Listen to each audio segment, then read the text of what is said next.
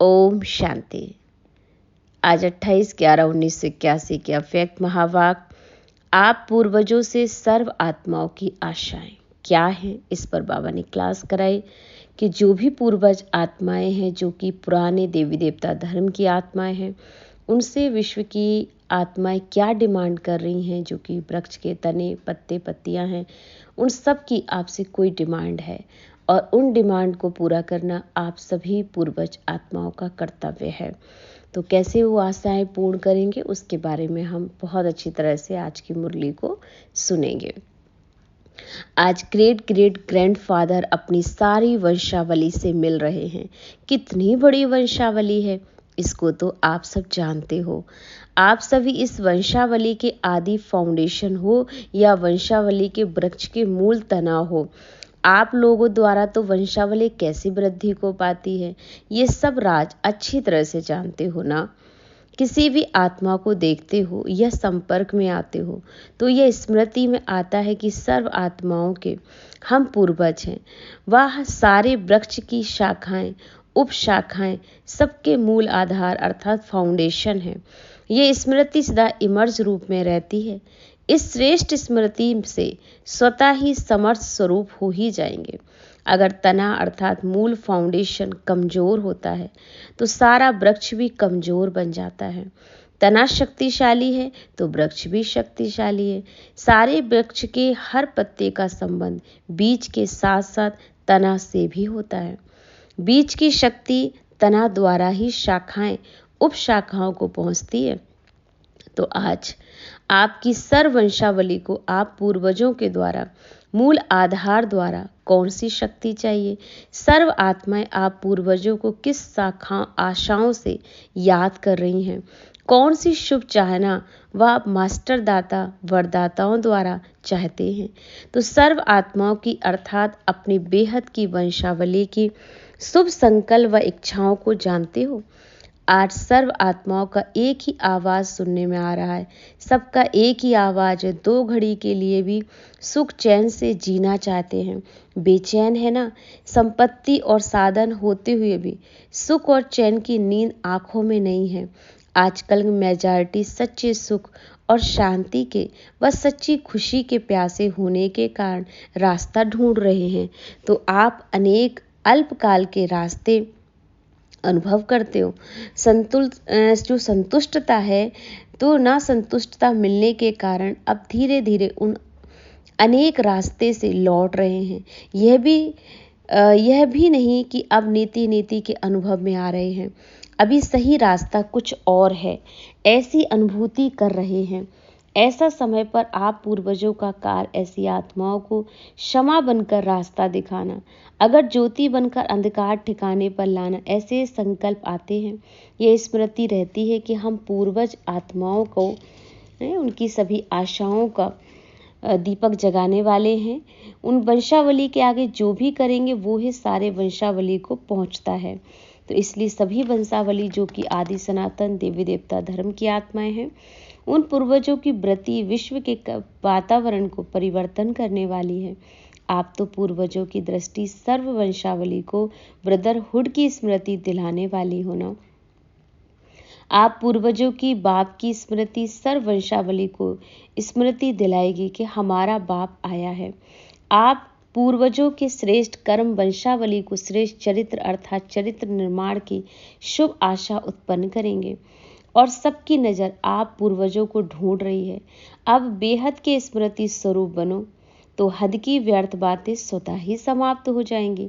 उल्टे वृक्ष के हिसाब से बीज के साथ तना भी ऊपर ऊंचा है। डायरेक्शन बीज और मुख 2 पत्ते, त्रिमूर्ति के साथ समीप के संबंध वाले तना हो।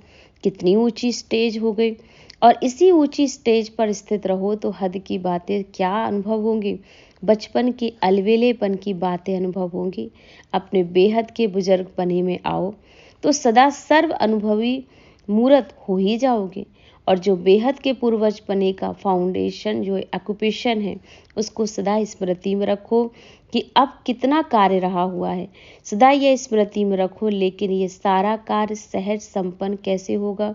जैसे आपकी रचना साइंस वाले विस्तार को सार में समा रहे हैं, अति सूक्ष्म और शक्तिशाली साधन बन रहे हैं, जिससे समय, संपत्ति और शस्त्र कम से कम खर्चा हो। पहले विनाश के कार्य में कितनी बड़ी सेना है, कितने शस्त्र, कितना समय लगता था। अब तो विस्तार को सार में लाया ना।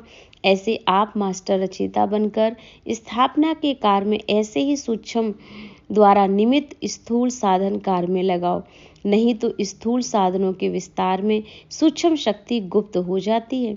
स्थूल साधन का विस्तार जैसे वृक्ष का विस्तार बीज को में छुपा देता है, वैसे ही सूक्ष्म शक्ति के परसेंटेज गुप्त हो जाती है।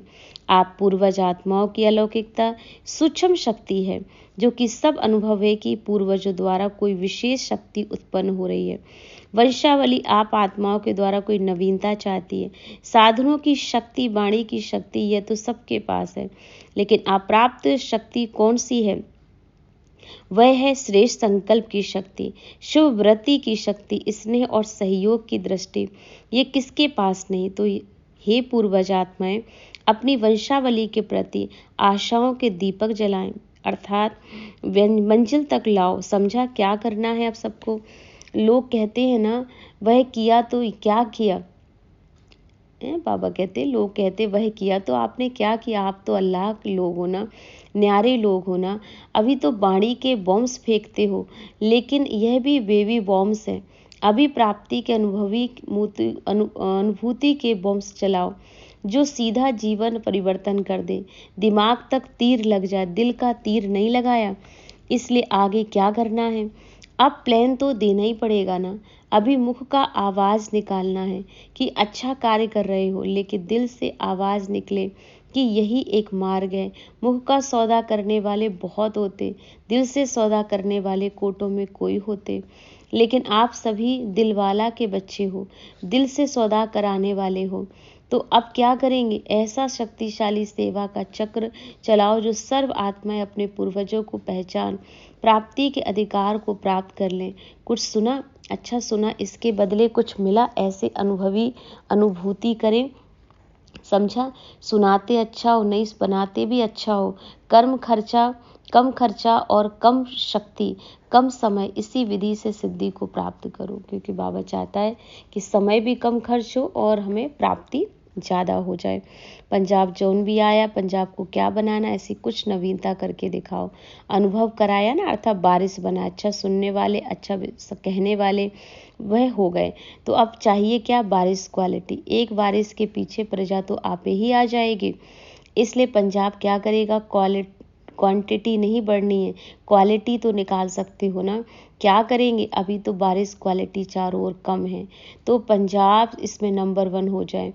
कोई क्वांटिटी में नंबर 1 तो कोई क्वालिटी में नंबर 1 हो जाओ। समझा? पंजाब वाले क्या करेंगे? क्वालिटी वाला एक, और क्वांटिटी कितनी होगी? क्योंकि एक क्वालिटी वाला क्वांटिटी स्वतः ही ले आता है, उनके नाम से आपका काम हो जाएगा। वह तो सहज है ना। अच्छा, सभी पंजाब वाले जो बच्चे हैं उनसे भी बाबा ने फिर आगे मुलाकात की कि किस तरह से पंजाब में आए हैं। तो सब आ गए ना, मधुबन में पहुंच गए हो। सबको किसने बुलाया? बाबा ने बुलाया ना। सबको पूर्वज रूप में अपना स्वरूप धारण करके अनेक आत्माओं का कल्याण करना है। ऐसी बाबा ने सभी को शुभ संकल्प दिया, और हम बच्चों को भी बाबा ने याद प्यार दिया। हम बच्चों की ओर से बाबा को भी याद प्यार, नमस्ते, शुक्रिया बाबा, शुक्रिया।